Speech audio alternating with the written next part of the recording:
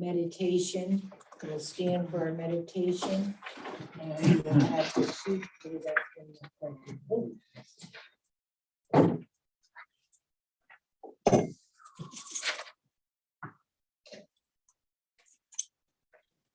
I pledge allegiance to the flag of the United States of America and to the republic for which it stands, one nation, under God, indivisible, with liberty and justice for all. Thank you. First item on our agenda is the approval of our agenda. We have a motion to approve the agenda. A motion to approve the agenda. Thank you, Ronnie. Do we have a second? I'll second. Thank you, Kathleen. On the question, all in favor? Aye. All opposed? Favors have it, 7-0. The next is the approval of the minutes for our March 30th, 2020 work session, our April the 6th, 2022 council meeting, and our April 27th, 2020 work session. Jerry, may I just ask that we do these separately? I was not here for the March 30th work Okay. session, so I'd like to abstain. Okay, we'll go with the March 30th work session. We have a motion to approve that. Motion to approve the March 30th, 2022 work session. Thank you. Do we have a second? I'll second it. Thank you. On the question, all in favor? Aye. All opposed? I'll abstain. Thank you. Abstain. 2 abstain, it's 5 and 2 abstain. Thank you. And our April 27th, April 6th. or 6th, excuse me, council meeting. We have a motion to approve the minutes of that. So moved. Thank you. Second? Second. Thank you, Josh. On the question, all in favor? Aye. All opposed, favors have it, 7-0. Our April 27th work session, a motion to approve the minutes from that. So moved. Thank you, Dave, second? I'll second. I was going to second and note that I did watch the recording, so I will vote for that reason. Okay, thank you. On the question, all in favor? Aye. All opposed, favors have it, 7-0. Thank you. Next item on our agenda is our public comment and input. On our agenda, we have Lackawanna County. I got a Commissioner- phone call from Debbie Dominic's office about a week and a half ago Okay. asking if she could come tonight and speak about the land bank. Okay, Maybe she'll show up, maybe she's running late. could be, okay. Let's push it to the end of the agenda. Hmm? We can just push it to the end of the Yeah, agenda. if she shows up, yeah. No problem. Thank you. Do we have anyone who would like to address council? Okay. Tom was here first, Okay. and if you don't mind, he I was don't mind. one of the first ones here at the meeting, so we'll let him address council first. Thank you. Hi, thanks for the opportunity. I've been here 5 years ago, so everybody's changed except Mr. Jenkins. So my name's Tom Hendrian, and I live at 1004 Carnation Drive. It's over in the cul-de-sac by the Turnpike Bridge. As I was here before, we have a drainage problem since they repaved the roads and they increased the curb length. We get all the water. And I should say, Mr. Post was supposed to be here, but he has ill health. It affects both our properties. And since then, all the water is drained down between our two properties. The borough did try to clean it out, but never been back to maintain it or whatever. And probably Virginia got a letter, I don't know, from South Abington. They were up there wondering where all the water was coming from because of the, I never said to, did hear from her. okay, well, I said to the guy, it's not because of this drainage ditches, all the water comes from Morgan Highway down through here. But I've always been told that if you have complaints, you need a couple solutions. So I'm not an engineer. It is a dirty job. So I don't know whether our DPW is up for this or whether somebody would have to hire to do this.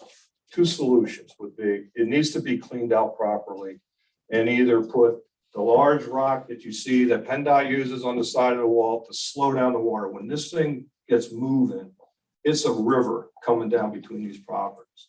There's also a retaining wall there.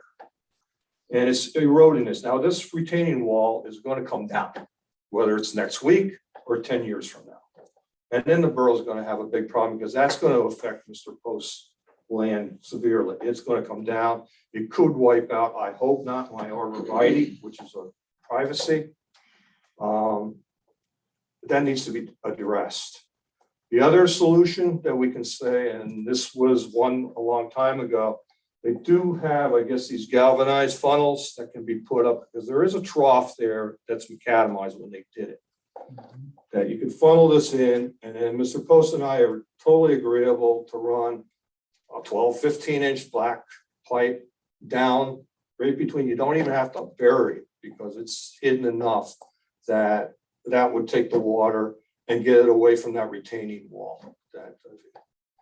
So those are the two solutions. I don't know, but something I would hope can be addressed. We were also told, I remember Virginia, you said that you thought that you had an easement between these two properties. Mhm. I talked to Donnie Moyer, who was the original owner of that. He said he never gave the borough an easement.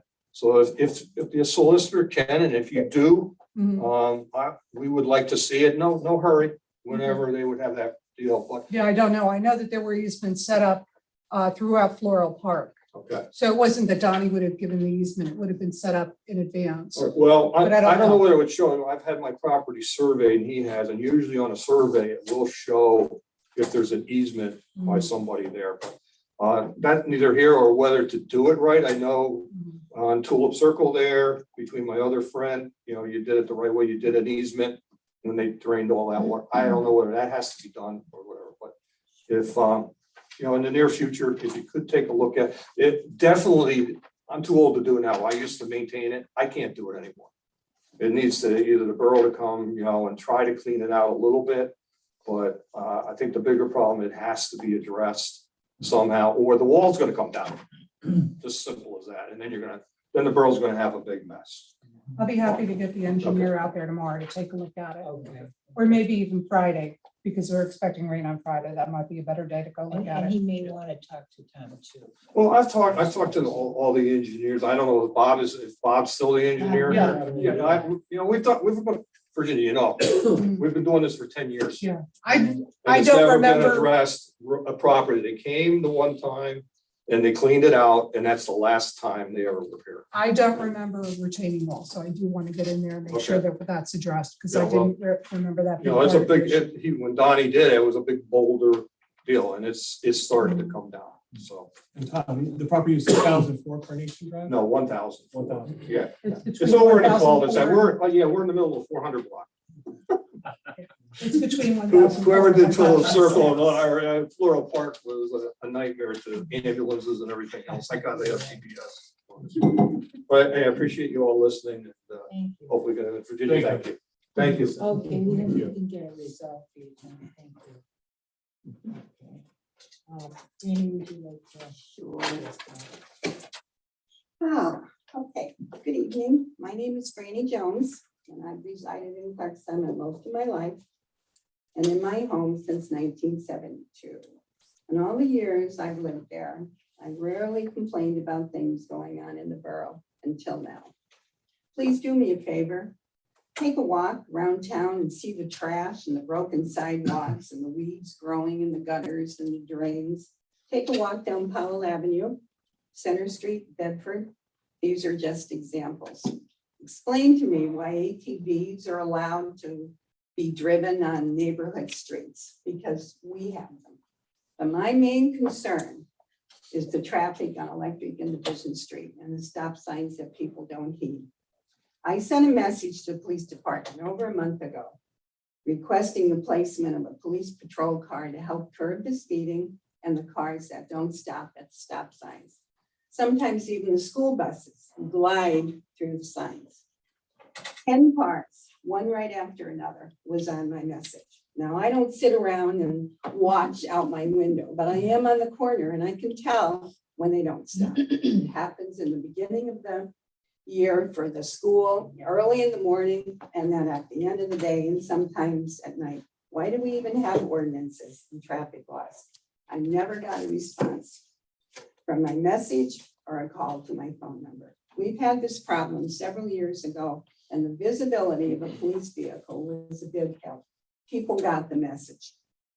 So I'd rather pay an extra $1 for a police car and a policeman than see a child mowed down in the street.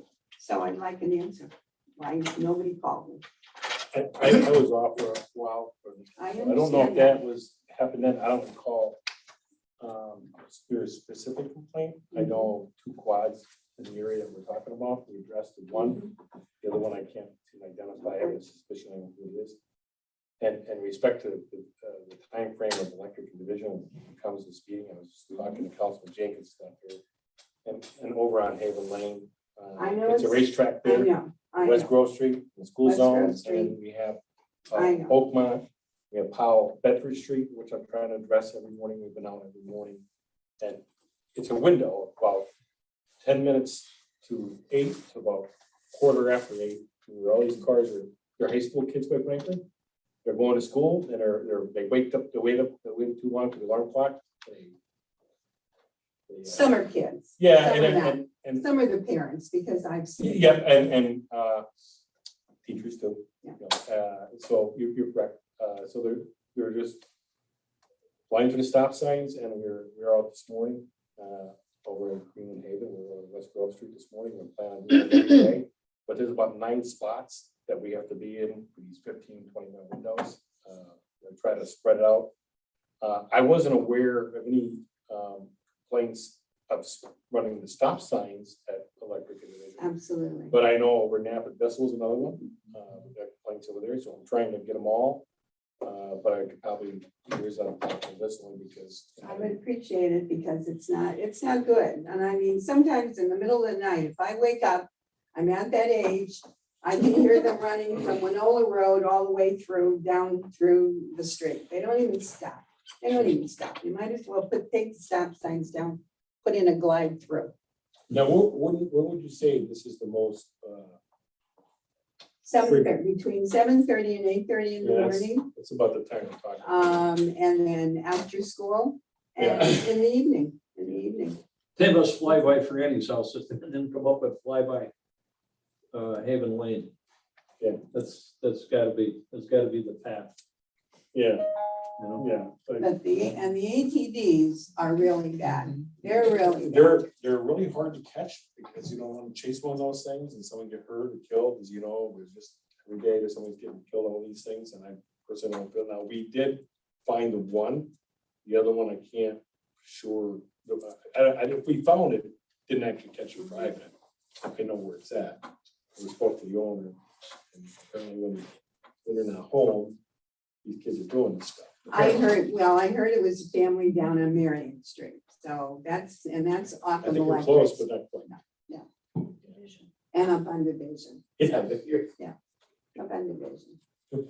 Well, thank you for listening. I appreciate it. Franny, I know, I haven't know Franny, because she's the, she should be a Oh, borough boy. yes, I'm She an used to be old a borough school. boy. But so I will, I'll make sure that. Thank you. I appreciate it. Thank you, Franny, for addressing it. Do we have anyone else who'd like to speak to council? Would you like to take the podium? Thank you. You want to go first? You want to come with you? Okay. Moral support. I'm Lori Trigard. This is Guy Palmer. We live at 120 Electric Street.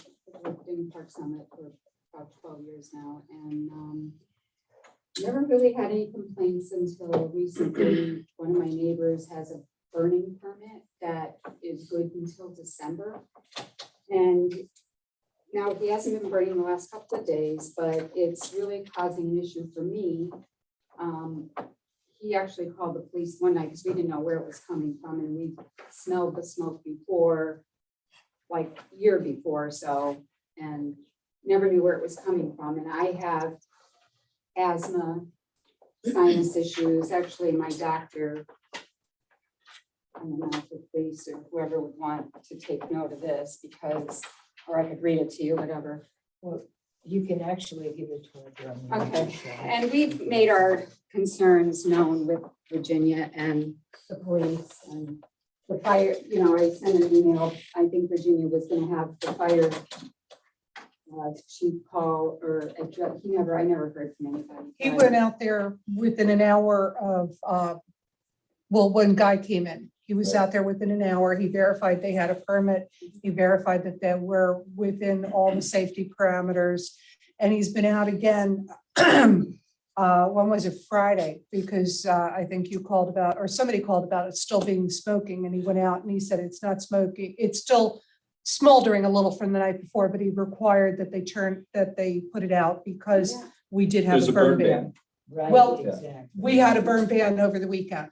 Yeah, Burn ban is by community. There's, I have some pictures I'd like to I show thought it you. was- well, but the problem is, like, the ordinance for burning is antiquated from what I could read. My son he was a volunteer firefighter for most of his adolescent years through his adult life, and he's now a professional firefighter in Harrisburg. And he doesn't understand why, like he said, wherever he was a firefighter, he looked at, he said it's from like 1996, the distance away from structures is kind of outdated. And he said, the one thing is if somebody's having an issue with the smoke, that, in his community or wherever he was a firefighter, they immediately asked them to put the fire out. This isn't a little barbecue pit. We don't have a problem with the little, somebody grilling or somebody having those little fire pits. Making s'mores, People, Yeah. people behind us have, this is a giant thing, and I'm just gonna the just walk smoke, around the room. my house And smells just show like you. smoke, the inside of my house smells like smoke And I and have burn. several pictures from several My days. asthma is starting to kick, when all that was going on for those couple of days. My asthma, my sinuses, I have some health issues. I don't think it's fair I should have to put up with that, because the laws are antiquated. But I don't know what can be done, or if the ordinance can be addressed to make it, we don't live on acre lots. We're not far away from each other. We're on small lots. So when somebody has a big fire going, it's affecting pretty much everybody around them. And I know some of my neighbors are here tonight too, that, but we just want we don't know what to do about it, but I Well, don't think I want to live. I have two suggestions, either total ban of any type of fire Which, in Clark Summit, or they renew the ordinances, they update them. That's our 10 feet away from the structure is Is not- ridiculous. I have, I think Abington's, I have Moscow's, I did a couple of them, they're 30 feet away. some are on 50 structure. feet away, And so, this neighborhood, houses are 20 feet away from each other, 10 feet away from each other. And it's really tight. If you live on Abbey Ridge, you have like 150-foot lot, you can burn something down the end. And again, I'm not talking about a fire ring that's 24, 36 inches. This thing is like 5 by 5. Exactly, yeah. And it's amazing how close it is to his garage, and it's still like within the limits. within the limits. But. And the hours, and there's nobody there.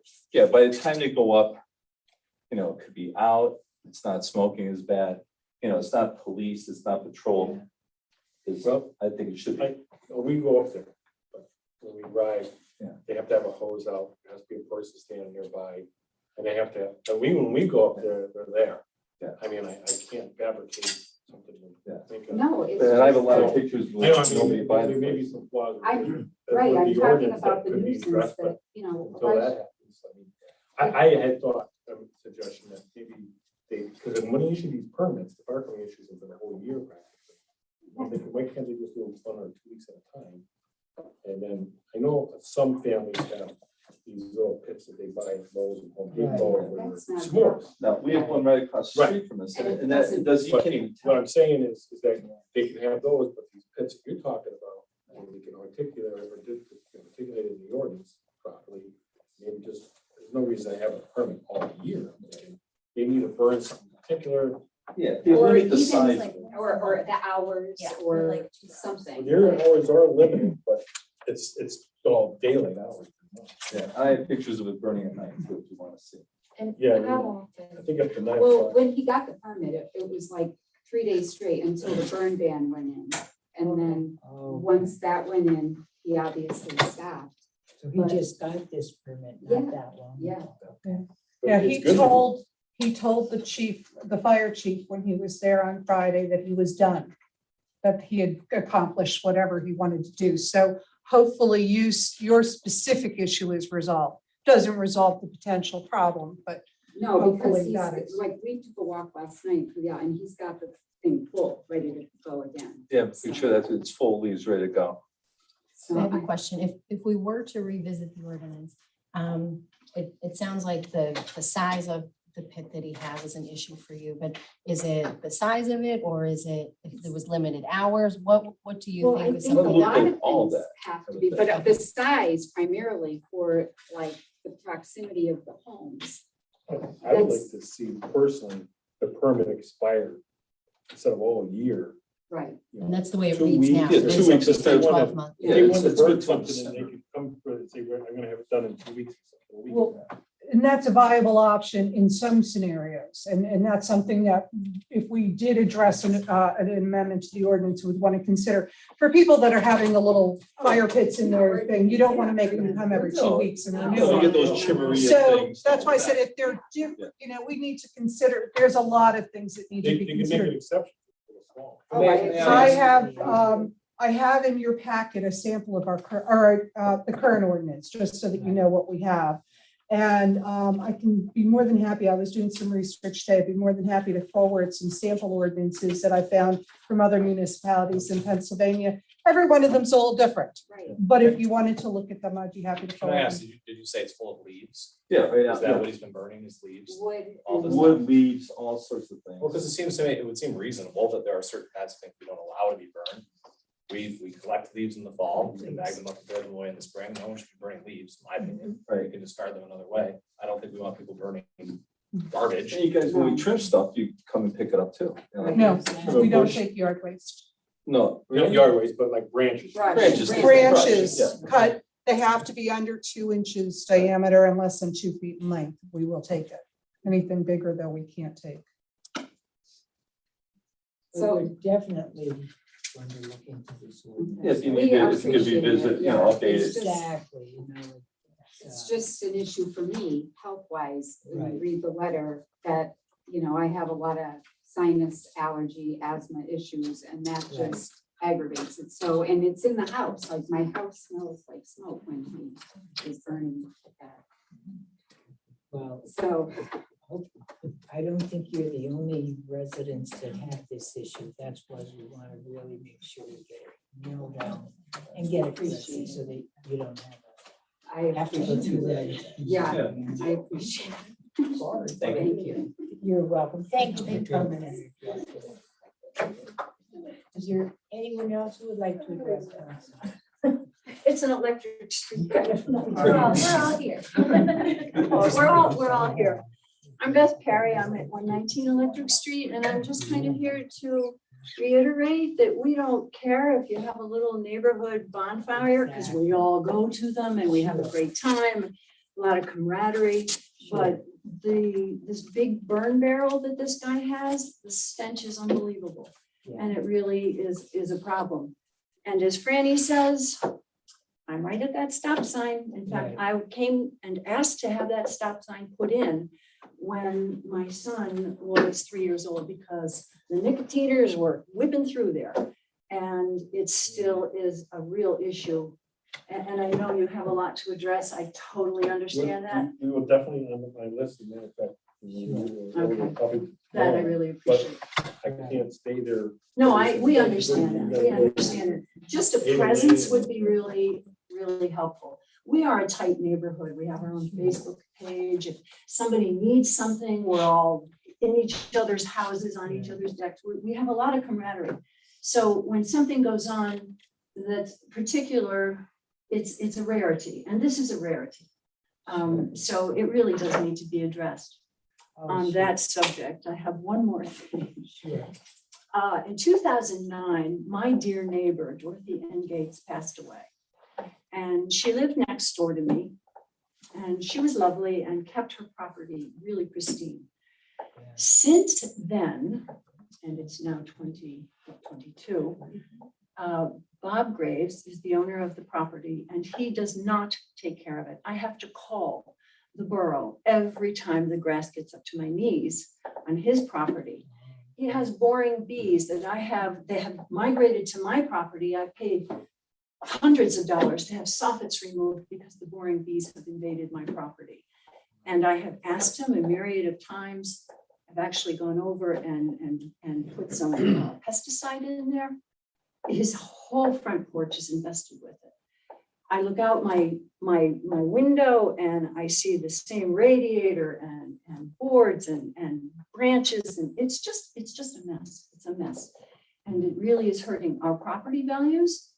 And I don't feel like I should be the person that has to call all the time and ask the borough to call him to help, tell him to please mow his lawn. Something really needs to be done about that. Unlike Tom, I don't have any solutions for you. But that's why you're on council.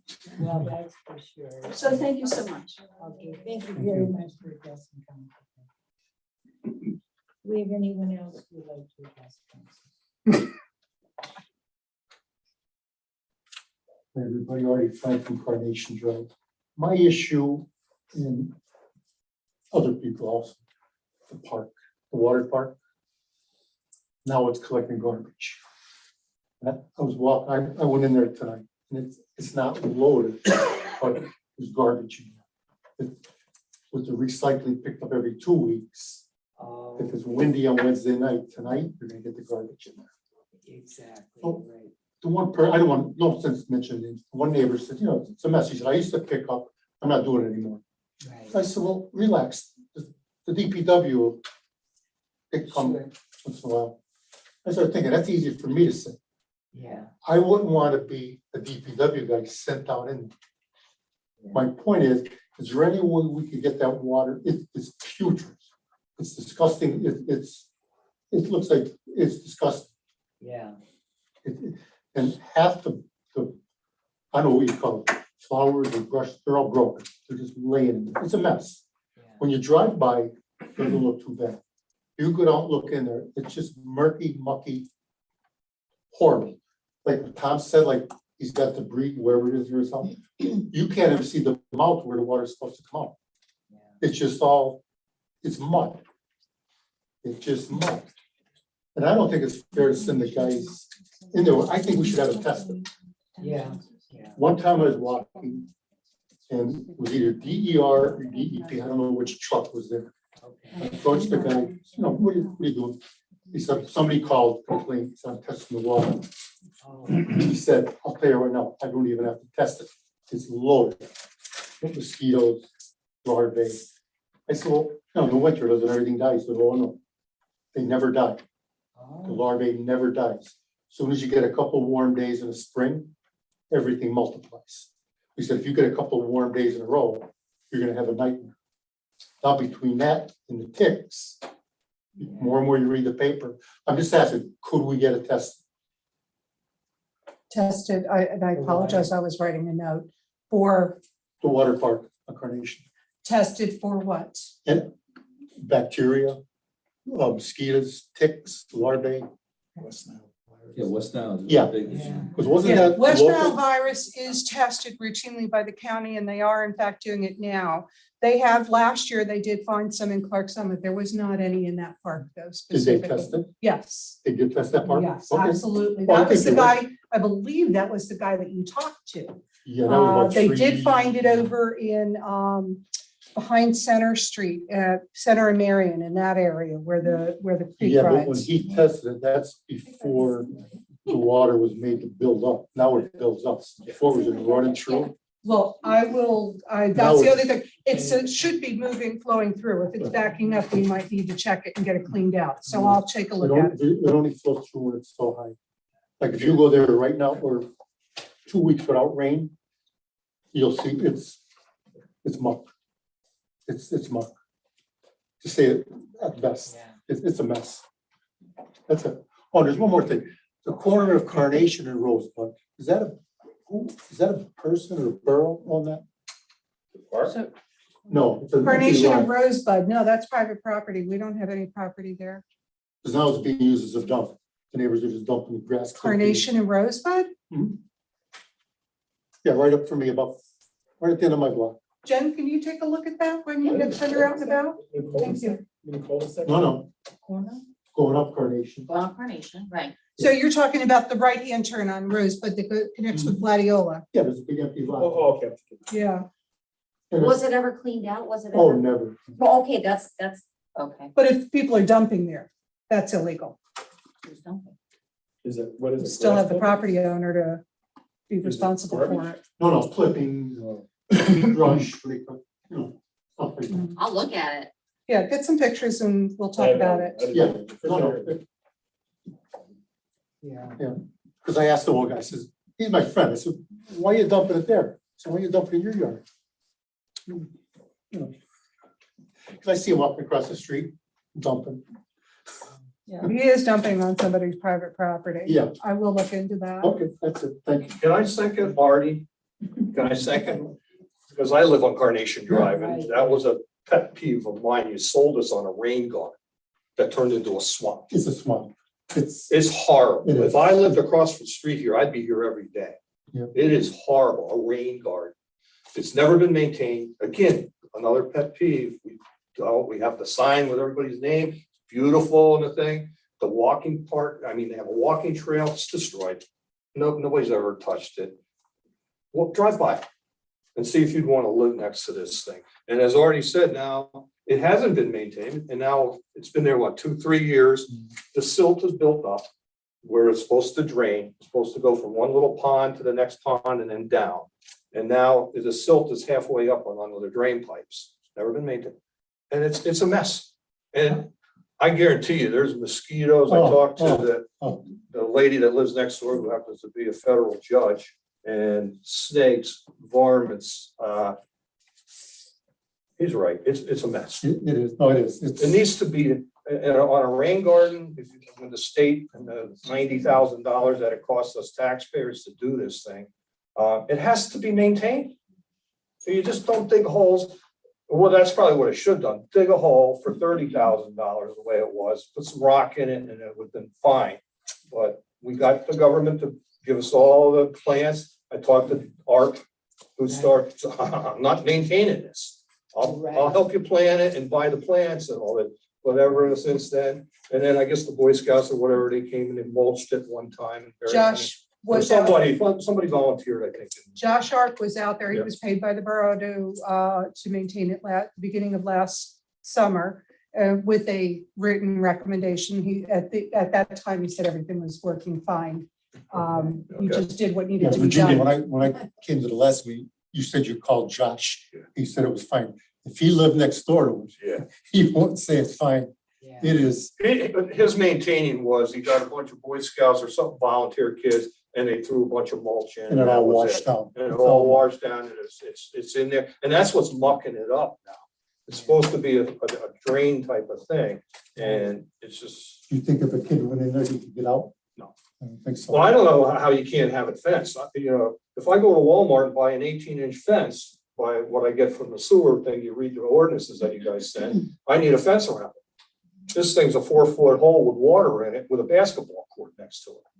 And I did say, well, how can you not fence this thing? And there's some, I guess, some ordinance with the rain garden or whatever that you don't have to fence it. But there should be a fence there, definitely. But Virginia. sorry, but Half- when he said that, this has been a pet peeve that, I mean, I wish all the council members, when you get a chance, just drive by this place and see it and walk around it. See it has been maintained and see if you want to live next door to it. It's crazy. Half the stuff is broken. Yeah. I guess Thank maybe you. from the deer. It's just laying on the bottom. Yeah, I mean, Definitely look into it. Is anybody else want to address council? You're welcome to stay for the rest of our meeting if you like, or we don't want you to think you have to stay here just. And a good refreshment, please. Yeah, are there good snacks? There's no snacks. Next item on our agenda is our police report. We had a very weeks, but we did get a grant money for pedestrian crosswalk enforcement, which we started this week. That runs from now to May. I just got notice today, this afternoon, for the home. We got another grant for, we're going to participate in the national ticket campaign. It runs from May 16th to June 5th. I don't have a budget. I told the DA's office that they'll give you a budget, but they're not really worried about it because they have a lot of money. So these kind of stuff. So if the clicker ticket is going to be 50% daytime and 50% nighttime. And the nighttime is 6 to 6, night and day time is 6 to 6. So we're going to try to do 50% of the day and 50% at night. We're also going to participate in a we're going to try to participate in a border to border campaign, which is across the nation on June 23rd. So click it or ticket. And also we're going to be on June 10th. We got some grant money from the DA's office in conjunction with the state police. We're going to do a saturation control. We're going to participate in that as well on June 10th. That's Friday night. So hopefully it'll work. And that's all I have. Everything else is going well besides how busy we are. I do have some concerns. I'm watching it closely. Is on weekends. For short staff, we probably just don't have the staffing on weekends because that's just the way we cover it. We're going to get it's been a lot of problems on the weekends. Not nights and weekends, I mean Sunday nights, Sundays and Sunday nights. Other than that, it's, I won't get into it, but it's a gang in town, Minnesota gang, it's causing us problems. So we've been really, it's been crazy. I don't know what to say, trying to get our hands around it. And see all these traffic complaints. We're trying to address too.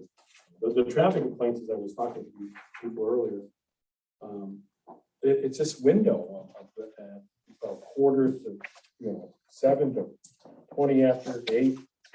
That No, 20 after 8, it's over with. yeah, Quarter after 8. and it's just dead. And the problem is that when you go and sit in one of these places and you stop a car, there's about 10-15 minutes of stop the car, and by the time you get done with that, it's almost over. And so the way that we can do is I'll continue to do it. I'm gonna see if I get somebody to do aggressive driving in the morning, the clicker or ticket when that opens back up. But other than that, just stay at it and just move around and be visible. I mean, I plan on taking one of the cars and posting it out there. We've done it in the past. That's been pretty helpful. Speed sentries are out.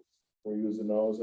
Now, on that note, Clark Screen has agreed to provide the new batteries for the speed sentries. About $200 some dollars. I think it was for batteries. They're looking on batteries that go in and they're rechargeable, but they go bad after a while. So, If Franny's correct in what she says too, it's not just the kids. It's I know she is. Yeah. it's the parents as well as the teachers. Yep.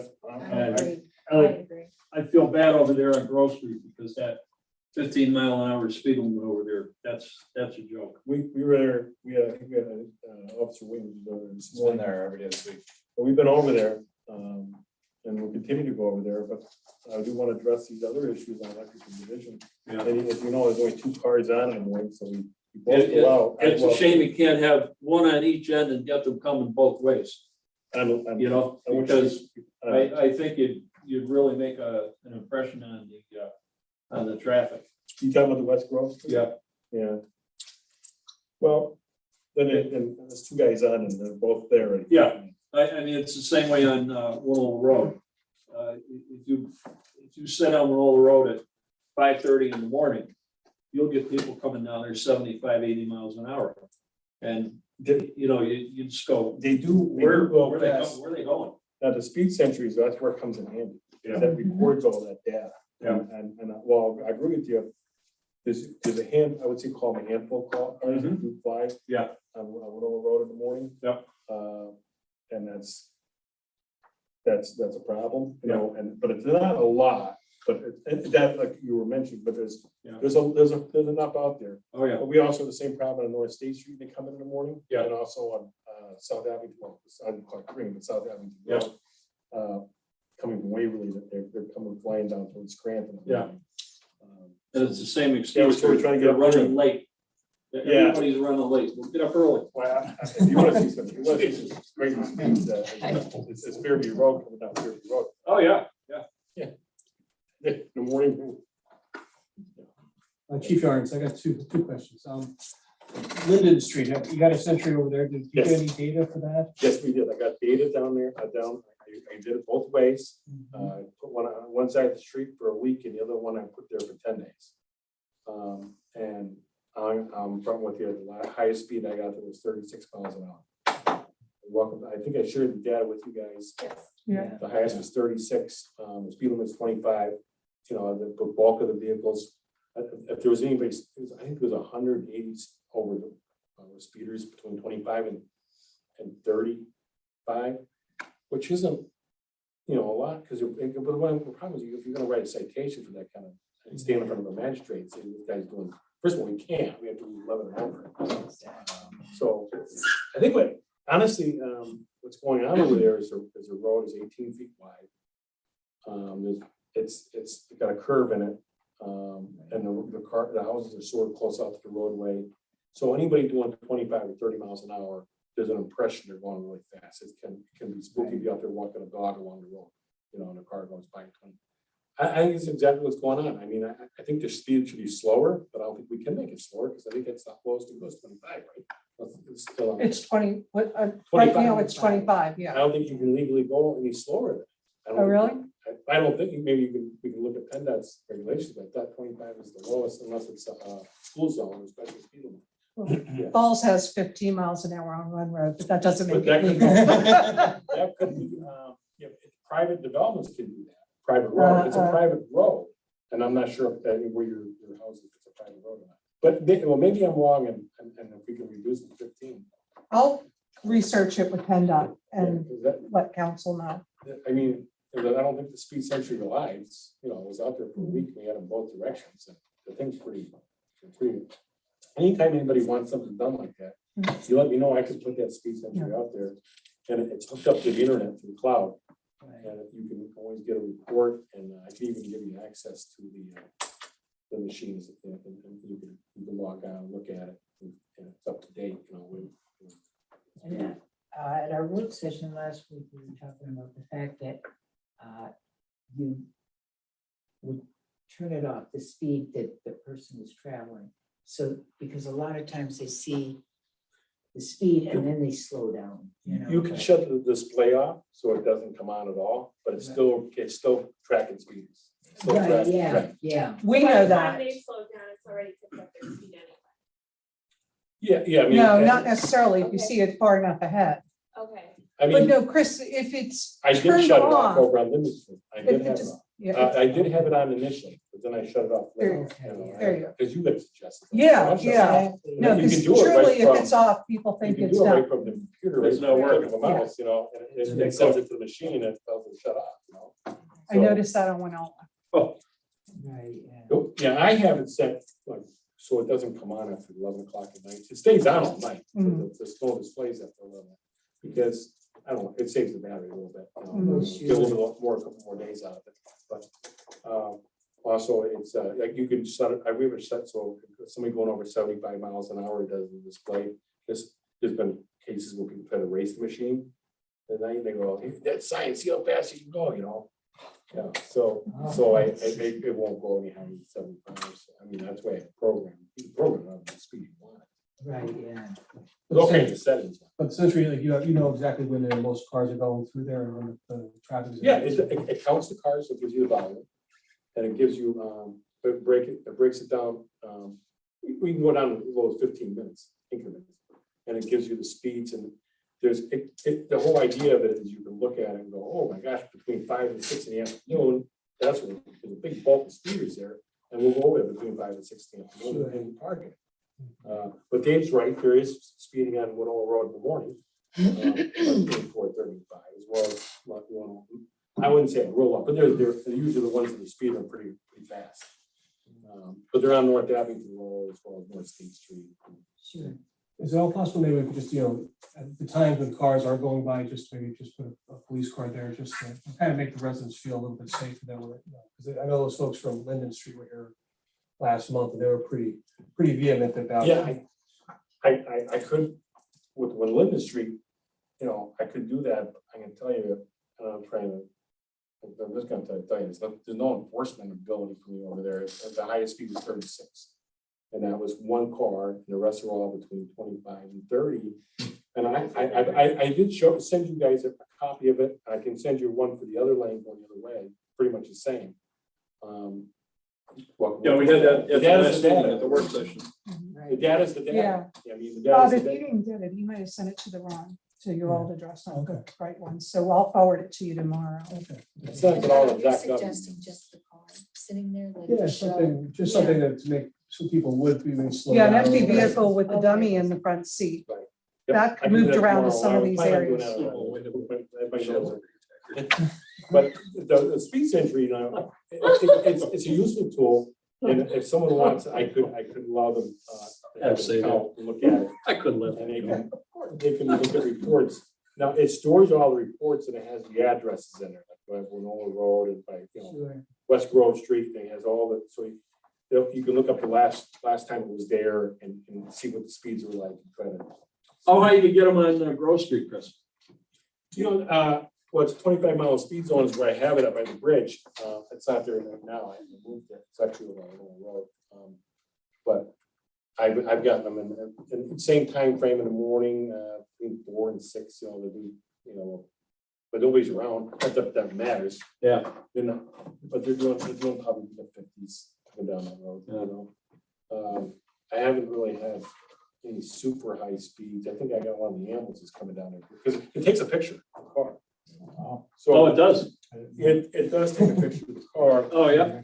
Sometimes it doesn't always get it for whatever reason, but. Yeah. Okay. But you can't use it in court. You really can't Oh, identify the driver What anyway. happens to the photo? Maybe a good sign to get would be put right underneath where the number comes up, smile. That would get people thinking. You don't, That's first actually an of all, we don't interesting have idea. to tell them that it's taken their picture, but we don't have to say that it isn't either. Yeah. Just put a sign there, hanging on two S-hooks. Smile. Yeah. I mean, that's gonna get their attention, guaranteed. Yeah. I mean, it takes a picture. It takes a picture every 4 hours. Oh, It's called an awareness picture. Yeah. But it takes a picture every time it's a speeder.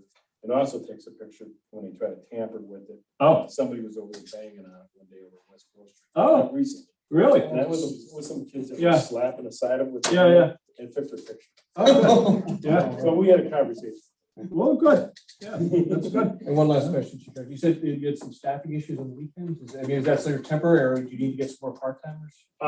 The staffing issues, what I'm referring to is on Sundays, we don't have as many people on as we do on Saturdays. We never did. I'm finding it to be a problem. And it was a problem last summer. It's back again. The officer working is inundated. He's by himself.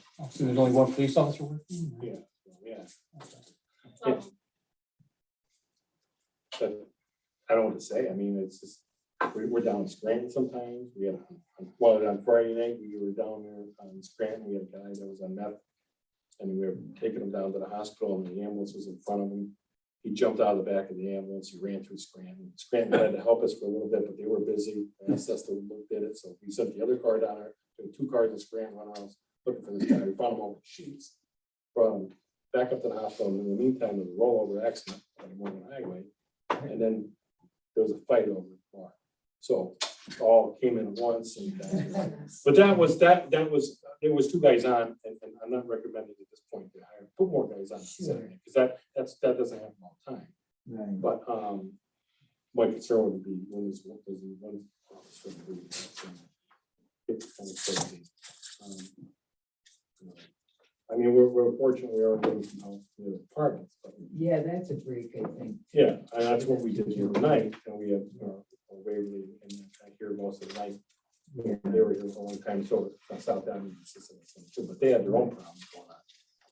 Actually, the same part that wrecked, there ran from us and wrecked again out on State Hospital, so. Right.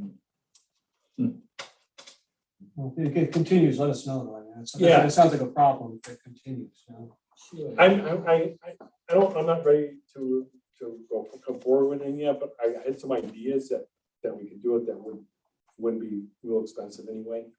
I talked to the union about it, and some ideas. So I'm not ready to proceed yet, but I'm very, very close to. I was also hoping that once the mayor and the new councilman or all 7 council members are here, that we could have, they can all weigh in.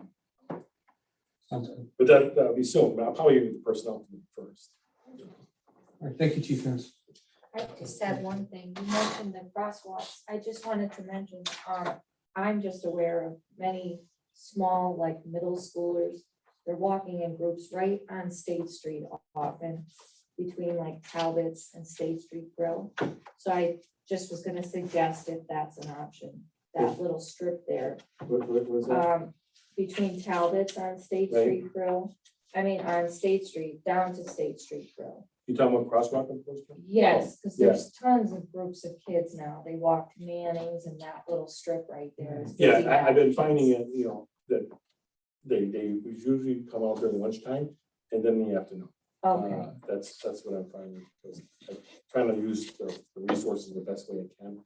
and that would be after school hours. That's when I'm Right. seeing them on that little strip there. Right, Just and to that's, mention. and I think, not quite this late, but, the State Street Grill, it's open and people are parking their cars and coming across. So, yeah, so we're trying to address it. We were there all this week. You might have saw us out there. That's good. And, probably need to do something different because I had to mark car out there and I think everybody kind of was behaving because the car was there, which is Right. good, but, It does. but there was a lot of pedestrian traffic, but everybody was behaving, stopping. But I think we're talking about maybe putting an officer in an unmarked plain clothes and he would just radio it in and say, I just saw someone doing a car nearby. Because when you're out there, Oh, sure. Right, it's not- I mean, it's good that they're doing that, but at the same time.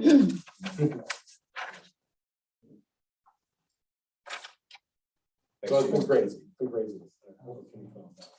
Does anybody else have any questions for our chief? Yes, please. No Oh, objection. Actually, I do have one quick Oh, question. go right ahead. Regarding our noise ordinance, so you had an opportunity to review. I that? did look at it.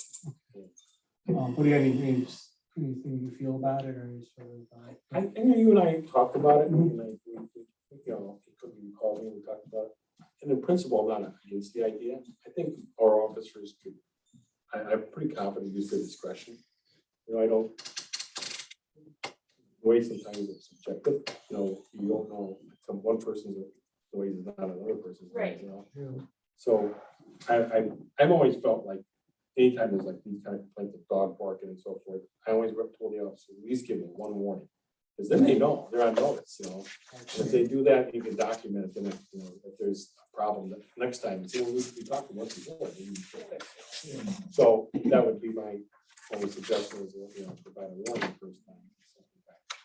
Is that what we already did in the ordinance? Is that your first offense was just a verbal warning? We did. After the work session last week, there were 2 issues that were raised, at least my understanding was there was 2 concerns. One being that everyone seemed to agree what the chief just said, that the first police contact should be a warning. So that language was put in there in the penalties, that first contact is a warning, and then beyond that would be any sort of citation or financial penalty. Obviously, within the officer's discretion, if they feel as though there was a violation, not just because they're called out for a second time. The second thing was that there was some concern about the officers having something objective to look at, because as you said, chief, it's a subjective standard. Is this reasonable? So I then added in language where it would require at least 2 residents or a resident and the officer or the officer. I think that's So, an excellent idea, because sometimes you have one person who just has this thing that they've been going on forever with their next door neighbor. And you find out nobody else is like a plan, and it's just, right. Just to kind of put an extra layer in there, that it's not just a single call, and give them something objective to go by. And then decide in their discretion, obviously, if they think it's appropriate. I wanted to ask a point of clarification on that, actually, because I think when I initially raised this issue, it was based on something that is specifically prohibited in the prohibited acts section. Okay. That section, I think, is different than the noise disturbance section. The prima facie violation language speaks to the noise violations. So is it the intent that it is those noise violations, which are perhaps more subjective, that require 2 or more residents or 1 plus a police officer? Because I would say if somebody is violating something that's specifically prohibited, shouldn't need 2 people to think about that. Right. No, Is that the intent? That's the I see his point, Yeah, so something, we get a call from one neighbor and the police respond, music, whatever it may be, that they have something more specific to look for, that there's a need to corroborate whether or not they observe it personally. Is there a second person? Again, just to prevent just a neighbor dispute resulting in. I'll So use the an second example. neighbor isn't a requirement, it's just more of an, Well, it it's just adds more substance to the plan, but it's not a requirement for you to still I It's, think, enforce the what I'm gonna ordinance. give you an example. Say you have a loud music playing. We show up and I don't hear a thing. Right. And but well, it was just playing a few minutes ago, but I don't hear it. And then I leave and, a few hours later, the same thing, and I come back, and I don't hear it again. My concern is that that's not enough for me. I feel like I need someone else to complain. Just nobody else is complaining. This is one person, and I don't hear it. So you're saying if I heard it and they heard it, if you or one of your officers hear it and you're corroborating the report you're getting, then, and you believe that what you're hearing is not reasonable, then you would issue. and we've had complaints like that. We've had complaints with as well. A person playing some music on the back porch, but it wasn't loud. It was a smaller speaker where the house is down and nobody else is complaining. I could hear it, but they kind of strained it.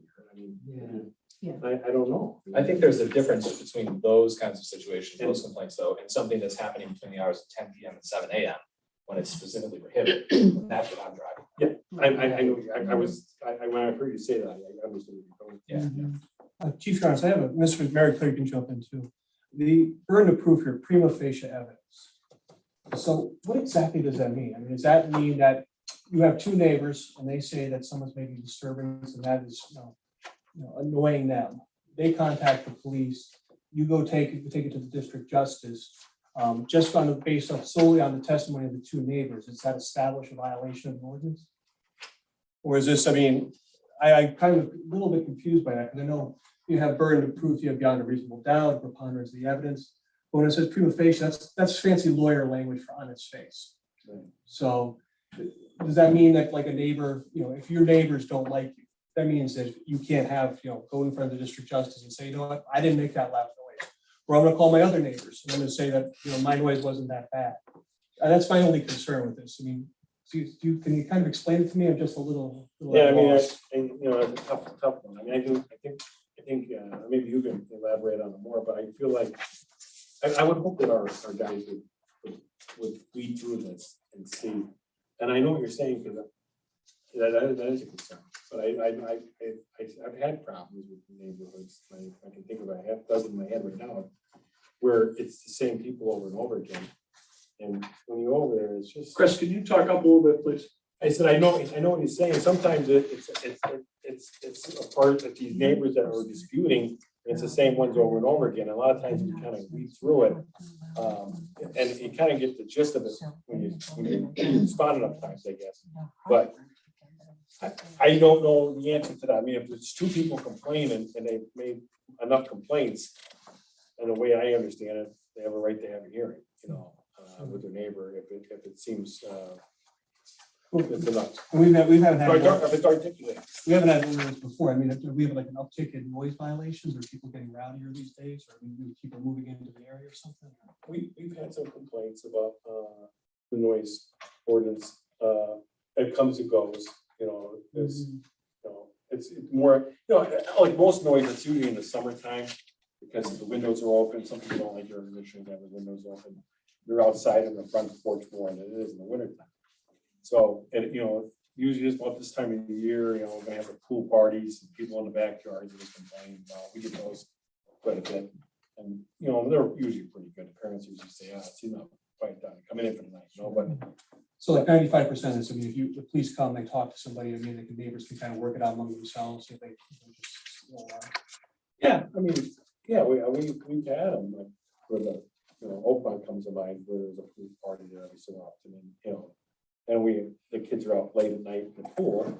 They're not playing music, but they're kids being kids who, cheering on the other person that's making a bigger splash, and it gets late at night, so, but I've had good results. In fact, when we go there, they say, okay, I'm sorry, you knock it off for the night. But I know what you're saying, Counselor, but I don't know. You're not gonna write somebody up because their kids are noisy in the pool, correct?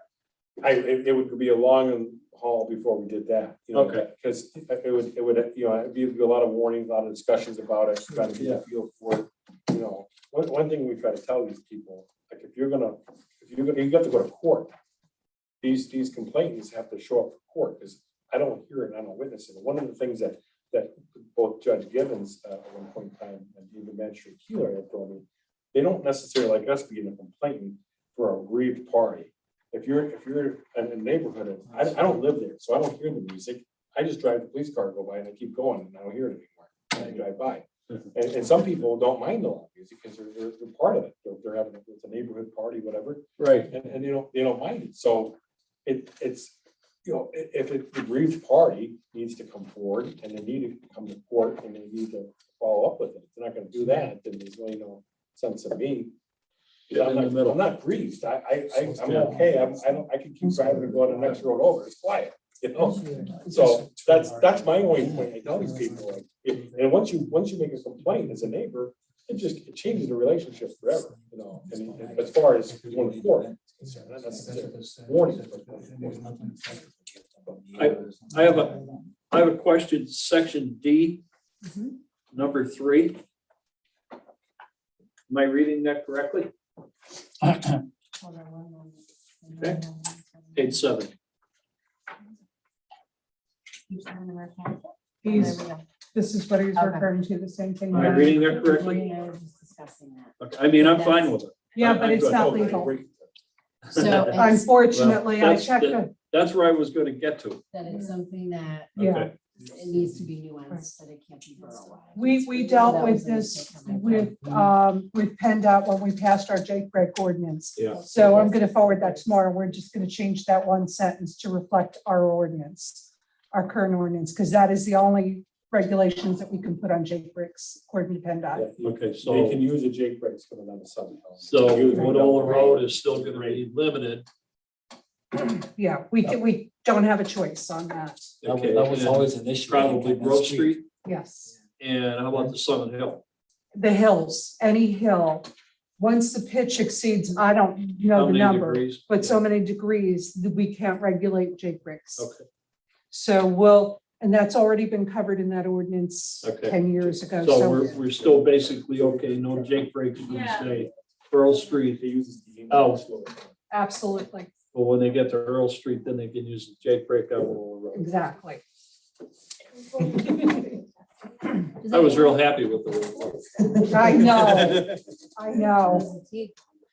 While we're on the subject, does anyone else have any questions or while we're just here, anything that you wanted to ask me? We can revisit. I know regarding the noise thing, I know when Kevin was there something, did he mention that the city is did they have some kind of a thing that measured noise? Yeah. So the city of Scranton has had a noise ordinance in place for years. Yeah. Until their budget this January, they did not have a decibel reader, although the ordinance did speak to certain decibel limits. Yeah. They would just employ a reasonable person standard when they would go use it, because there were certain sections that would just use that, but there were some sections which required a decibel reader. Obviously, in those situations, you need the equipment and you need to arrive on scene at the time the Yeah. noise is happening, and you need to measure it Mhm. as though it was consistent with when you received the report. So there's pros and cons. Yeah.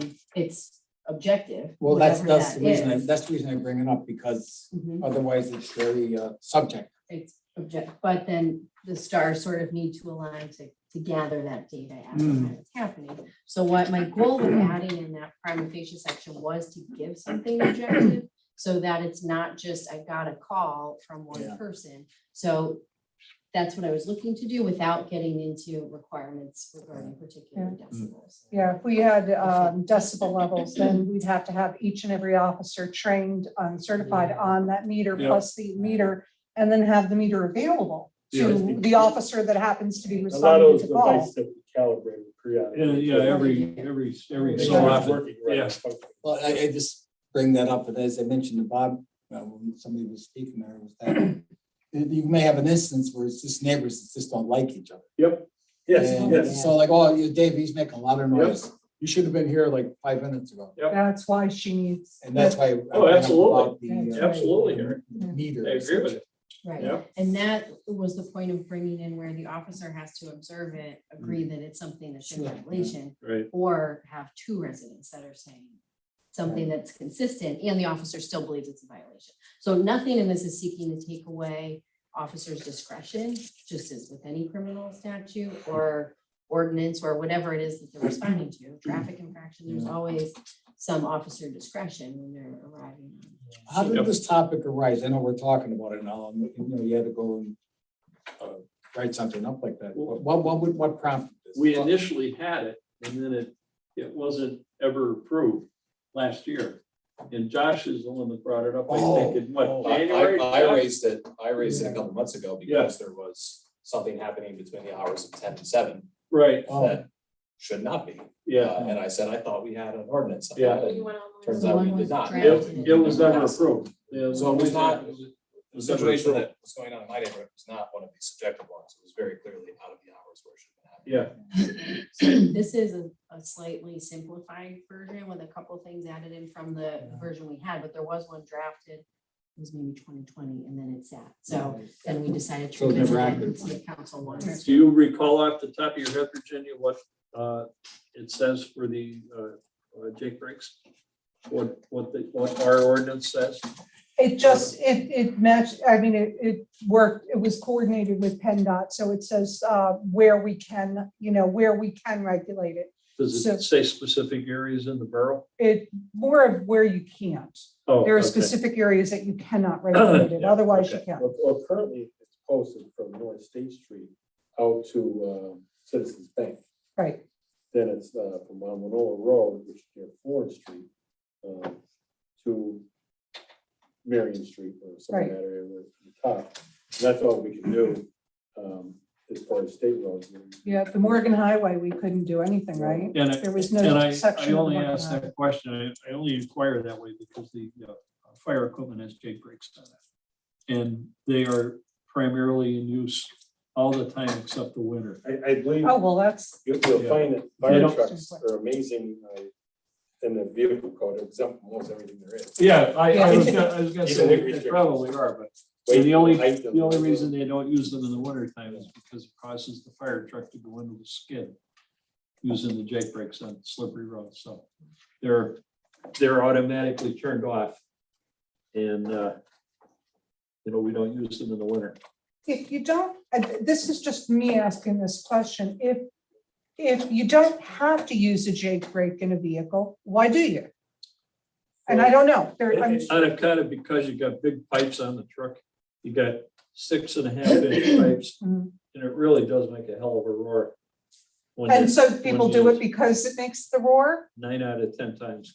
I think though, sometimes there's a switch that says off, high and low. Yeah, And they usually end up leaving it on, turn the Yeah. switch off. oh, yeah. Depending on their age too. Yeah. The older the drivers, the less they use the Jake Yeah. brakes. The younger the drivers, I mean. And I don't yeah, understand, it if can we be don't really need them, then why is PennDOT saying Well- that we can't regulate? It isn't the fact that It's an you don't emergency need them, brake. because No, if it's you've not. got a loaded trailer, It's not an emergency. No, if I mean- you've got a loaded trailer, it's like these guys that are coming down from Newton Okay. with rocks on. then I they mean, do. those things are heavy, Okay, okay? And they help slow the truck down. And they can just downshift almost automatically to a lower gear where those Jake brakes are on there. And they don't wear out the brakes, mechanical Essentially, brakes that are on. It's They an engine brake. use the exhaust brake. Essentially, it's an engine brake, and the engine uses its compression to slow down the drive shaft and hold it back. right, I Yeah. understand what it does, and when I said emergency brake, I was using that as a as an example. Yeah. The point is, if it's this secondary brake and it's not necessary, it's a shame that we can't have more regulation on it. Yeah. But that does make sense if they're Yeah. hauling heavy stuff, yeah. Yeah. Okay. And they do automatically come on, like Chris said, there's three Mhm. selections on the Mhm. selector. And very seldom does it go in the off position Mhm. or the low position as far as that goes. Um, Okay. Well, do we have any Are we gonna other approve that tonight? questions for the The chief? noise ordinance? We're not voting on the ordinance tonight, we're just deciding if we want, if this is the draft we want to advertise to vote on next month. Okay, We'll get there. I make a motion, we move forward with the noise ordinance the way it has been corrected. Actually, Okay. if I could just make a comment. I do appreciate Mary Claire's work in this. I think it's a well-done ordinance. I frankly feel that there's some issues here that I think we need to address. I'm still don't understand exactly what prima facie means. I think there's a lot of potential for abuse for this ordinance. And I think Yeah. as much as we want to talk about discretion on the police officers or the district justice, it's really not their job to make the discretion on that. It's really our job to make sure we have a right ordinance that Okay. is fair and equitable to all our residents. So I'm gonna vote no to it, but that's just my opinion. Okay, can we just table this and? We have a motion on the table. If it's seconded, we have to move forward. If Dave wants to withdraw it, he can withdraw it. It's up to you guys how you want to handle At it. some point in time, we're gonna have to do what we need to do in that anyway, so I just assume move forward with it between now and our next regular meeting, where we're gonna vote on it. We have got a work session, we could talk about it then, and then it'll still be able to go on the agenda for our next regular meeting. But what you're Okay, So to proposing, clarify, Dave, your motion is that we'll just continue to revise the ordinance until. No, his is to go ahead and advertise it for a vote next Yeah. month. and how much does the advertisement cost? Say around 300. And then we vote on it as it is now, even though we have issues with the Jake break. and other things. Well, we know we're No, gonna no, change the it's Jake gonna break. be changed. We have a Yeah. couple that, we have like at least a week Yeah. before we have to run the ad to Yeah. fine tune it. And you can change it and then just, we can vote to make changes and hold off another month. Yeah, Just like we're gonna vote on a mayor tonight and we don't know who it's gonna be, but we had to write a resolution, so it's fill in the blank. I believe ordinances, up to the last minute, somebody could say, well, I'm voting for the whole ordinance except for that one section. if we For don't have example. to, if we don't So have this, to like, this is change not the it- final draft, is that what you're saying? No, if we're not happy with what happens here by the work session, well, we can just prolong it another month. And that's easy enough to do. Yeah, I mean, I'm But happy this to is just to continue move it to along, revise if that's so that what we're not the spinning our consensus wheels. is. But at this point, Dave made a motion. If we don't get a second, it's I don't know moved. if anyone wants to. I just wanna move along. To advertise it. Oh, I thought it was everything. Oh, I thought I was the vote on. No, we're not voting on the We're not ordinance. voting We're on it voting tonight. whether we want to push it forward and Yeah. advertise it But to and the make it point, public. to the point being One made, more we study. can advertise it as is, we can still make some amendments to it. Absolutely. Do that Yes, without having to re-advertise. yes, I Yes. believe so, yes. Well, then I will second Dave's. motion. Okay, Is that in agreement with you though, Bob? I would prefer to have the final draft. but you have a before first and a second, so now you have to have a vote. advertise. You can still vote against it, and Oh, then yeah. we could still change it. Well, the thing And move it is, forward. I think we would want to have it 100% before we Right. even go forward advertising it. Instead of making changes in it and. You And have then- a We have a first, you have a second, second. so we have to technically vote. And the motion right now is what? To To move it forward. move forward with Put it on advertising the the ordinance. agenda for next month. Knowing So it's that getting there's going postponed to till be next month. language Is that it? included Yeah. Yeah. regarding the the Jake rate, Yeah, that's and gonna we'll be changed. add the changes that we just talked about now concerning the Jake. So it'll be altered for the future. Vote on. Yes. Right, we're not voting on the No. ordinance tonight. No. We're just voting to move to To the move next it step. forward. But any changes that would have to be made would not. Do not have to be re-advertised as long as it's done in public. Yeah. You know, and we're, you know, if we're gonna, right now, the plan is to vote on it in the June 1st meeting. Right. At June 1st, if we want to make some changes, we're gonna table it till the Table it, July vote meeting on it in while July. we make Yes. these changes, you know, so as long as it's all very public and the changes are put on the website, I believe once we've advertised it, I think we're good. But we're not stuck in the mud, Right. because we do need the ordinance. And we don't have to pay again for the advertising. Right. Exactly. So you have Not if to, there's a second, third. you have to There take a has to vote. be a vote. There has to be a vote. All in favor, Aye. I. all opposed? Nay. I have I'm a nay too. 3 nays, and Kathleen, I didn't hear you. I'm on this side. I'm a nay, because I'm just. Okay, then it's 4-3, we're not advertising it. So what additional changes are we looking for then before we're willing to That's- advertise it moving forward? Because I hear what, I guess to Bob's point, what would be all our alternatives? I mean, what I heard our solicitor say is that her recommendation is that we can move forward with this, and that our chief has said that he's comfortable with it as it is. So what are the alternatives that we might put Prima in? facie, that's my biggest problem is prima facie, because frankly, the way I'm reading this, the way the statute reads, is you can go to district justice, you go to a police officer, and you can say there's a noise violation. And that's all you need. It's not gonna be for the residents to defend themselves, it's not gonna be a burden of proof, it's just, if someone makes an allegation, they can't defend themselves, that's prima facie evidence. And I really haven't got a good answer exactly what that is, but I think that's something that needs to be addressed in the statute. before Do you think we just remove it entirely out of? Well, I think you have to have like preponderance of the evidence. I think you have to have maybe beyond a reasonable doubt. But I think prima facie is a fancy word, it's a way of saying on its face.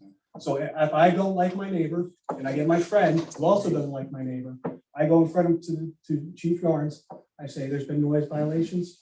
We go in front of the district justice, that's it, It's done. it's done. Doesn't matter what the person who you're making the allegation, the defendant has to say. It doesn't matter if the defendant brings witnesses, it's done. And that's what this reads, and if we talk about discretion and stuff like that, but I think that's just not, it opens up a whole can of worms and a whole lot of potential for abuse in that situation. So is an alternative, I mean, because I watched the recording last time, we solved for some of these concerns by requiring corroboration of the police officer. So is the alternative to require corroboration by a police officer, period?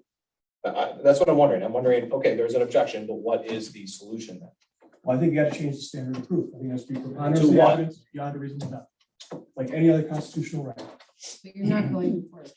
Well, you're going in front of a district justice. But the problem is beyond reasonable doubt, how do you define that? That's vague. If I got a speeding ticket, you know, I go in front of the district justice, right? I mean, what do they have to, what's the standard of proof for that? It's not just prima facie, We right? have a meter that's measuring it. But No, no, I think I know what he's saying. It's what as part of the evidence as far as beyond reasonable doubt, yeah.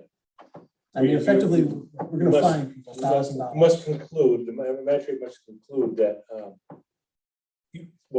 that the standard, the preponderance of the evidence is beyond, maybe the solicitor can help me out with this, beyond that doubt in your head.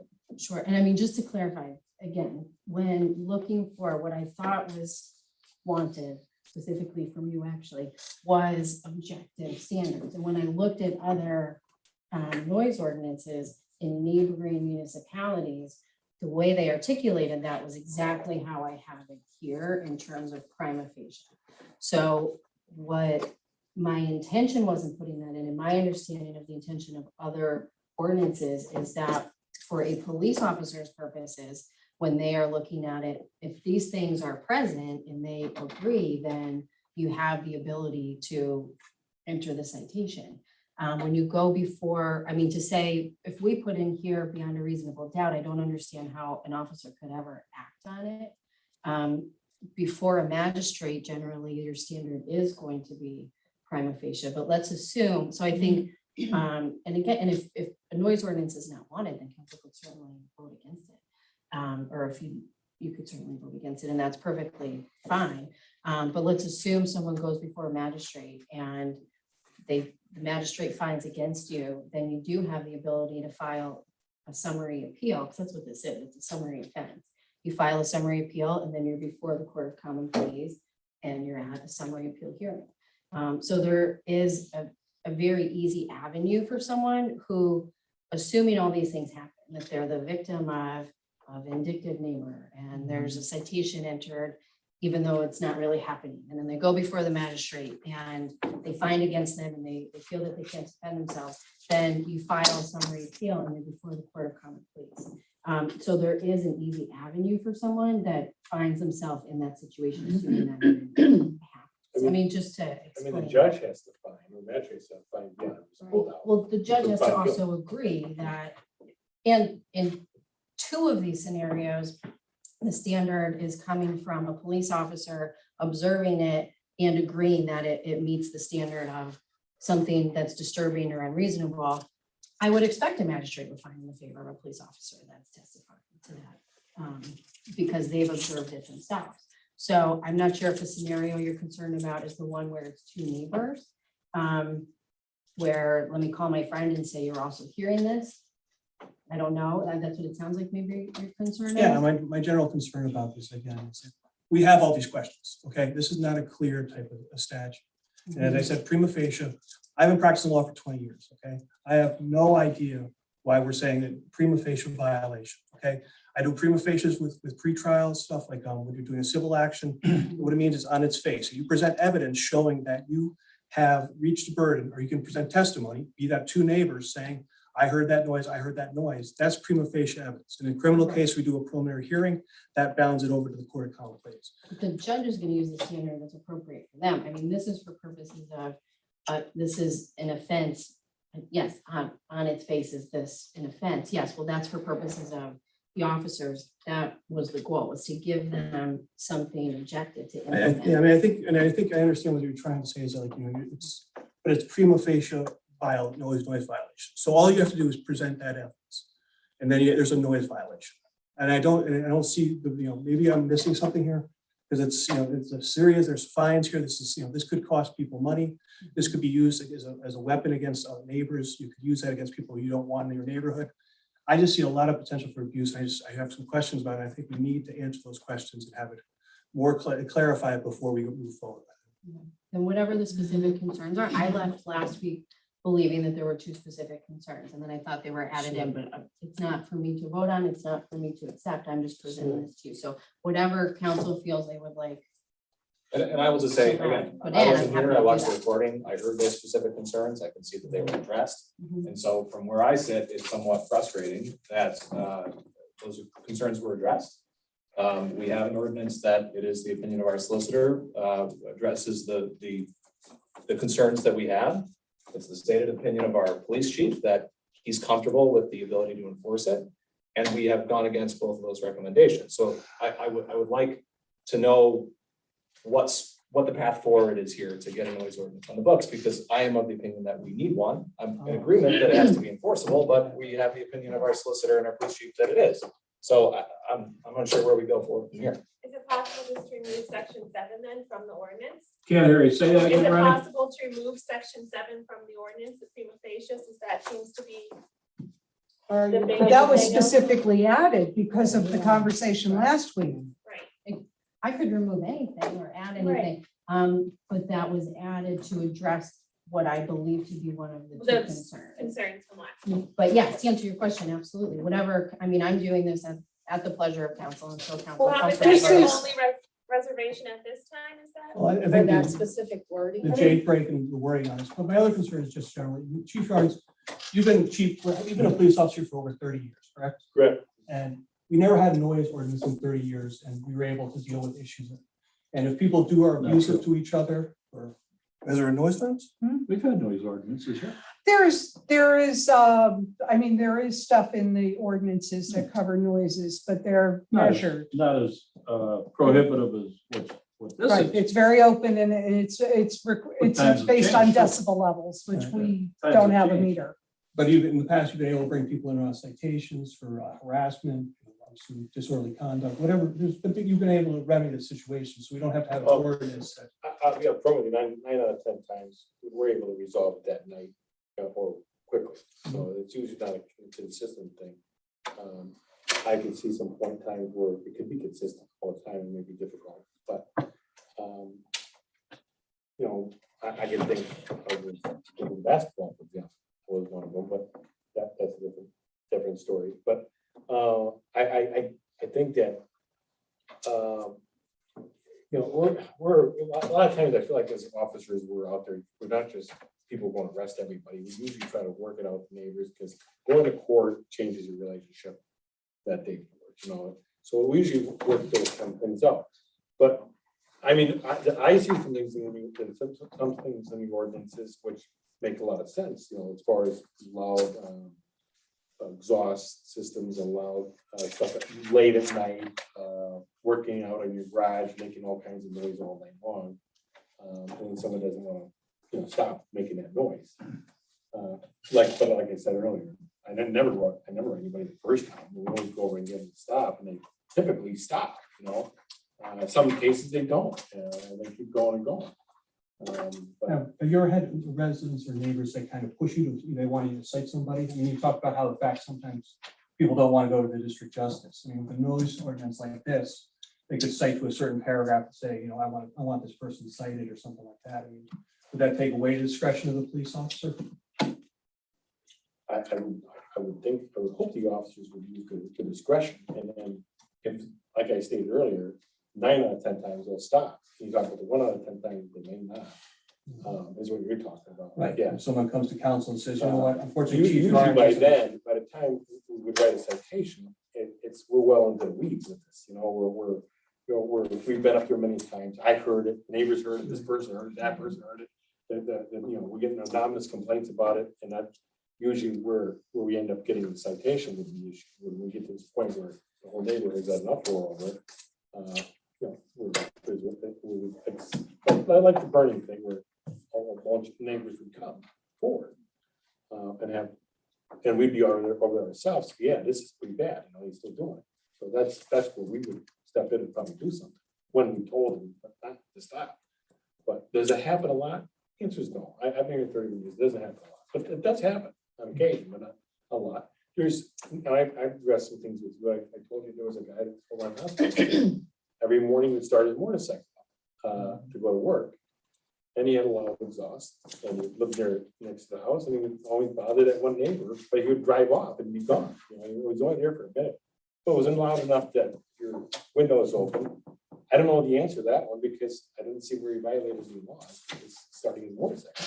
Yeah, I mean, if you look at this ordinance right here, noise disturbance A, 3B, at any time, place, in any such manner as to cause a noise disturbance across a property line. That's a violation right there. So in that situation you gave, if that starting your motorcycle at 8 o'clock in the morning annoyed a neighbor or two neighbors, I mean, that could be conceivably a violation.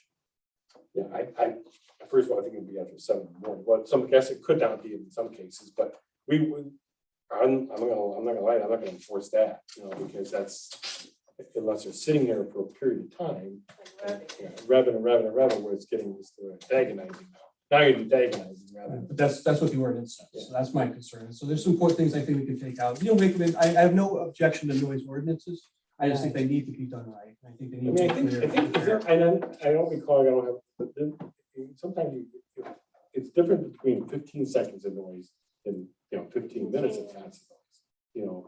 When Can I someone make, starts a car up and slow and drives off, 15 seconds, can I make a suggestion? I mean, Bob, you are an attorney as well, so maybe you could draft the changes that you'd like to see, and we could present them to council. I've been in contact with Mary Claire. I sent her an email with some of the changes, so I have no problem doing that. Great. Work together. Okay, so then if you can get something out to council before the work session, we can pick up this discussion at that point, and where we can actually see what we're talking about. And I will say, I mean, where I raised this from was something that was very specific, that is well defined within these prohibited acts. I hear you, and I'm less I personally am less concerned about the really subjective kinds of things as opposed to very specific. You can't do that between 10 PM and 7 AM. That's really where I'm approaching this from. So if it's a matter of focusing this and making it, very, very, very focused around those things you just simply can't do at certain hours. Yours is the time frame. That's fine by me. And the other issue I think is, the issue of sort of who observes it or how it's observed. Again, if we focus it around corroboration by a police officer, that seems reasonable to me. But, let's be clear about what it is we're looking for so that we can get something on paper to move us forward. That's Right. exactly. I can think of the one case where Summit Avenue, where the person was running a generator. You remember that? And he was running it because he didn't have any power, because he didn't run a generator for days and days and days. And it all night long, and all the neighbors complaining. To me, that would fit. That's a violation. Yeah, where, because it was loud, and it was all night long, but at the time, I mean, at that, I didn't have any tools in my arsenal to deal with it, I was running. But it's, there are, I understand, she is concerned, yes, I wouldn't be abused, but. Right, or that's not consistently the same two neighbors constantly cooperating. Story. You're consistently going out to just. Yeah, and like I said earlier, we don't go right off the first day, cite someone. It's usually we get into this thing where we're in, like I said earlier, get into the weeds where you're in there and it's like it keeps going on. Week Same after house, week same- after week the same after house, the week. same place. I hear it, neighbors hear it, they can all hear it. Everybody going. And that's usually what the case is when these things are used, these ordinances are used, we don't go. And same with the dog barking, like if we have a dog barking ordinance. And and there was, I don't go over there right away. It's like somebody usually try to talk to the neighbor to get taken care of.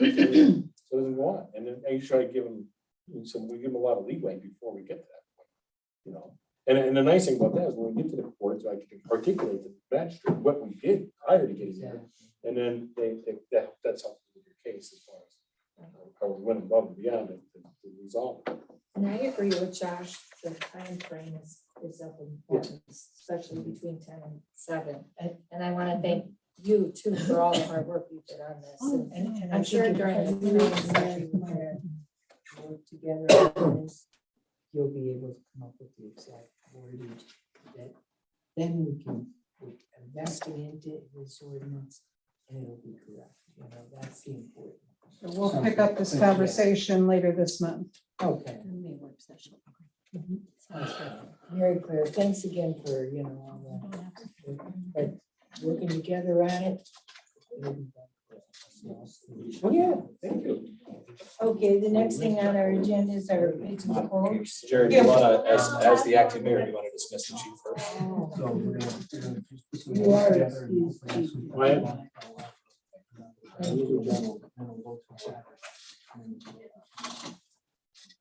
Jerry, I'm okay if Chris wants to leave.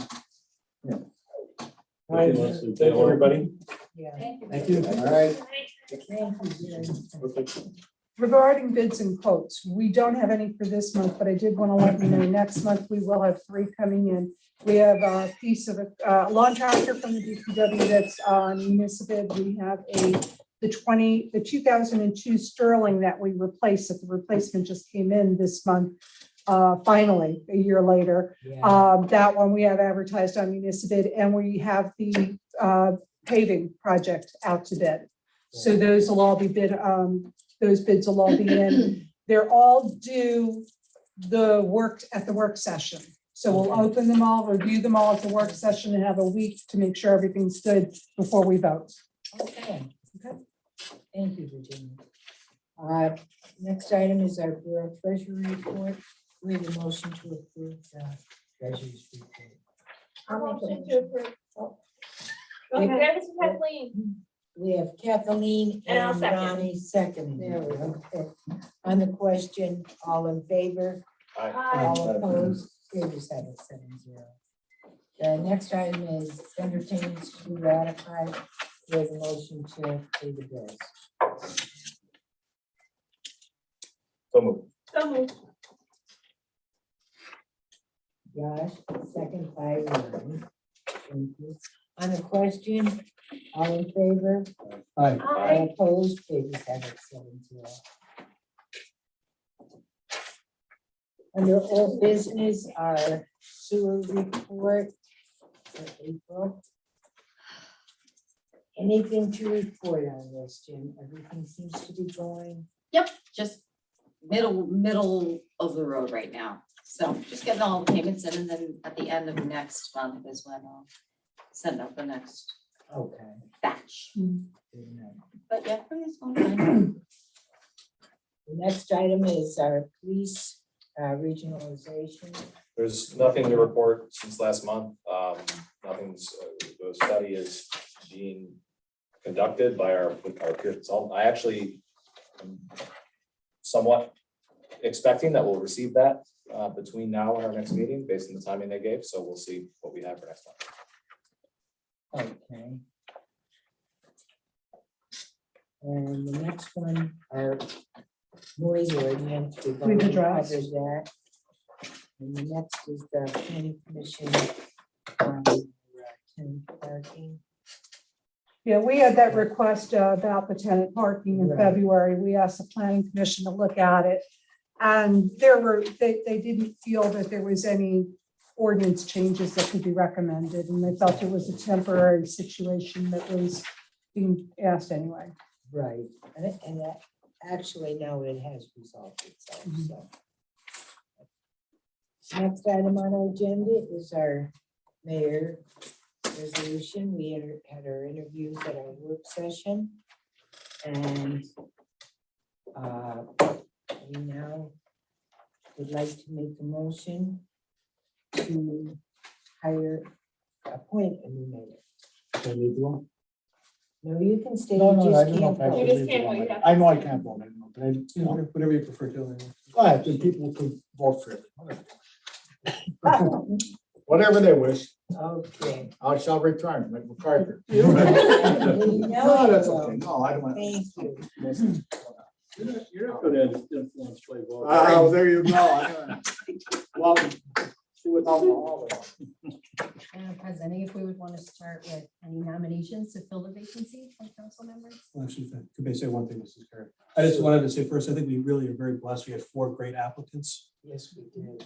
But I do think one of the applicants is very special, and I believe that's Councilman Kelly.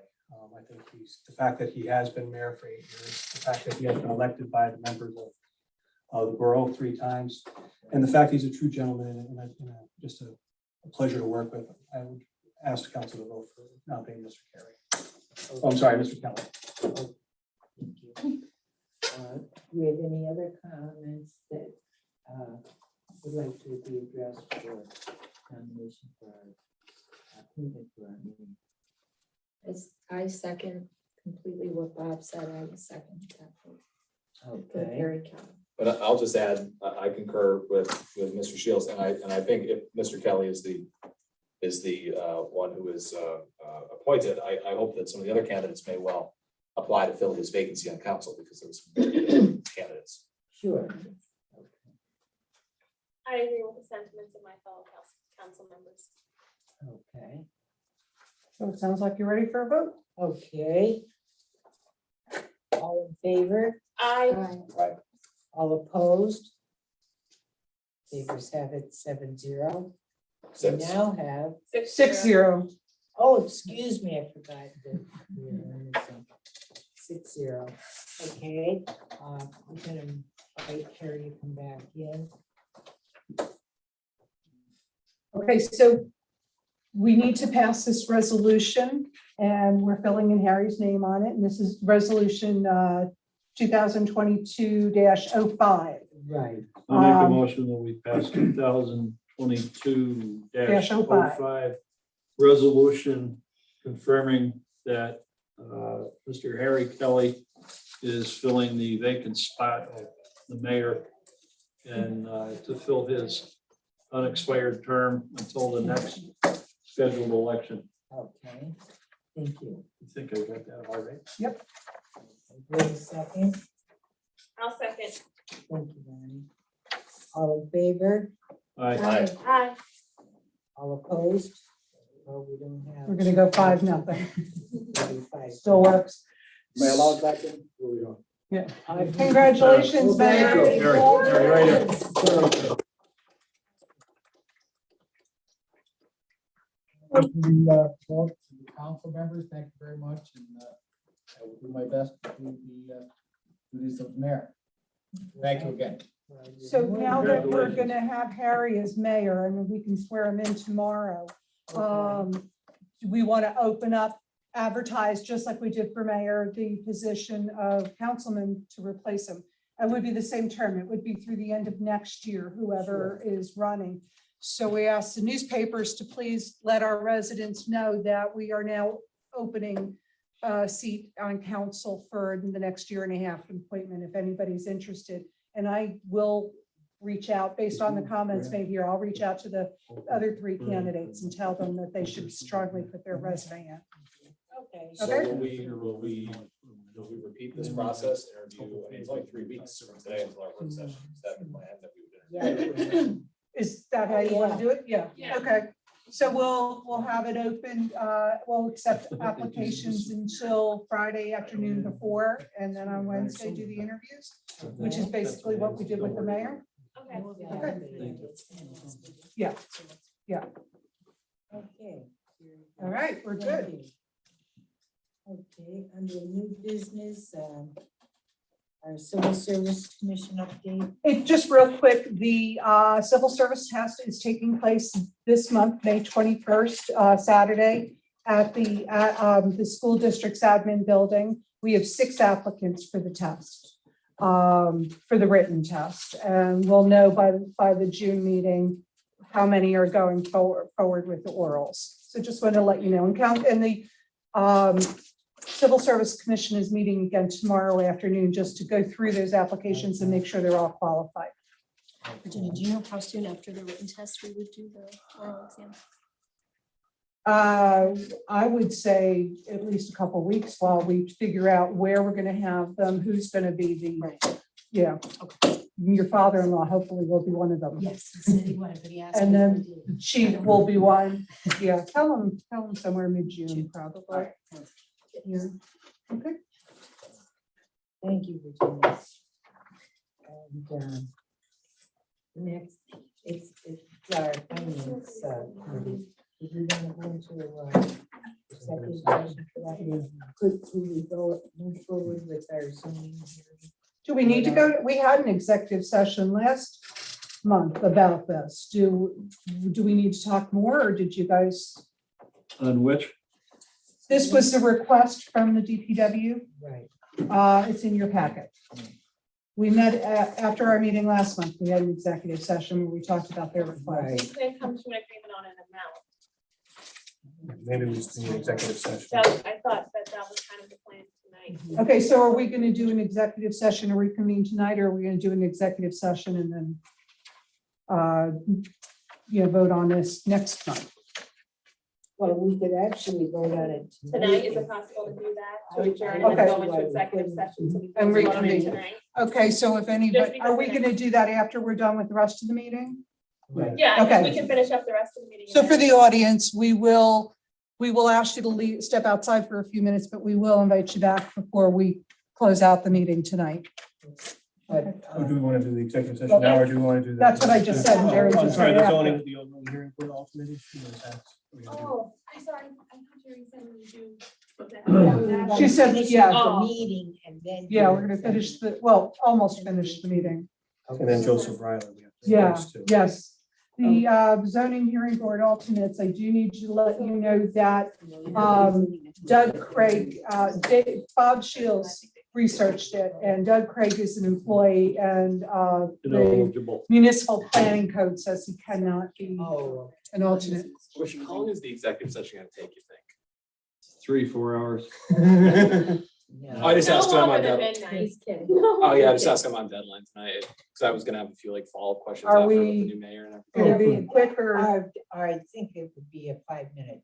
Okay, cool. Executive I'll set session. that up. Okay, Yeah. Thank you. I'm sure that's all. Okay. so anyway, do we have a motion for Bob Kranik to be named as an alternate? Yeah, I'll make a motion for Bob Did Kranik. we have a second? For Bob Kranik? Thank you. On the question, All in favor? Aye. All opposed? Figures have it. What are we going into executive session for? After, Solicitor report. to come up Our with a solicitor's specifics. report. I don't have anything tonight beyond bringing a resolution for a new mayor. and we've already discussed it. And then the next item is a request from Joe Riley. Yeah, I make a motion, we, Shall we not, close the not door? do anything with him. Not yet, Oh, not yet. I make a motion, we not do anything with Joe Riley. I'll second. We've done the dance before with him. And you said he's always an issue. Yes. Yes. Consistently. Then I'll second Dave's motion. Thank Okay, you. Okay, on the question, Aye. all in favor? Oh, sorry. okay, so now we're gonna recess. I will shut the doors and, Are there Oh. snacks, Virginia? yeah, hang on, I gotta turn this off.